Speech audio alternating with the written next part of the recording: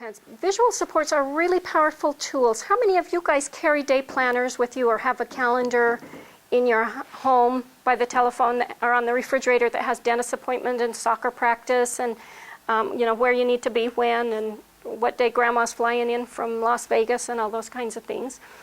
That's a visual tool. How would you feel if someone said to you, you are an adult, you've used those visual tools long enough. Get rid of the day planner, get rid of the calendar. It's time for you to remember in your head everything that needs to happen. Visual tools often, are there to support us throughout our life. Visual tools are all around us. Do you go to the grocery store and what happens when you can't find the spaghetti sauce? What's the first thing you do? You do what? Look for the sign. There are visual supports in the grocery stores to help us. Visual supports are a very common part of our society. They're very acceptable. Their use is very acceptable. Why are there visual supports around?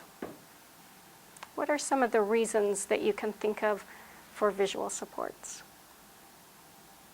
If you're at the grocery store and you can't find the spaghetti sauce, you want to look at that sign.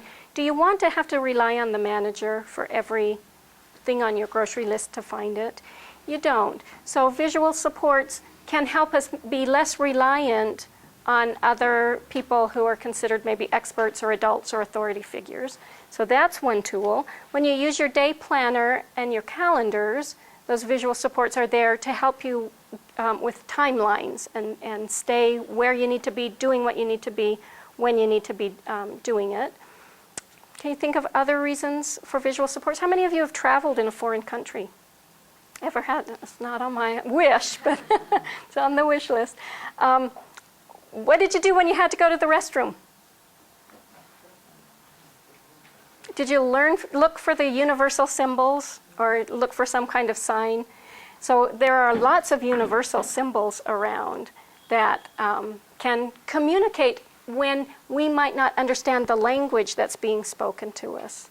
Or we may not have the expressive skills to ask for the things that we need. So visual supports are powerful, powerful tools. They are everywhere. They help compensate for all kinds of language deficits, both expressive deficits, because I can show you a picture that you can understand, and receptive deficits, because you can show me a picture that I can understand when I may not understand the words.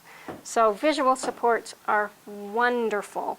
And again, we talked a little bit, we all keep our day planners in our calendar. A visual schedule is just one kind of visual support that we can use. So the power of a visual schedule tells a child what's going to happen, what's not going to happen. You know, when you get in the car and you drive a certain way and you go past McDonald's, and when you go past McDonald's, it means you always have to stop at McDonald's. There is no deviating from that pattern. If you pass it, you stop. What about using a visual symbol before you get in the car to help your child understand that today we're not going to stop at McDonald's? We have something else to do. We're going to stop after school instead of before.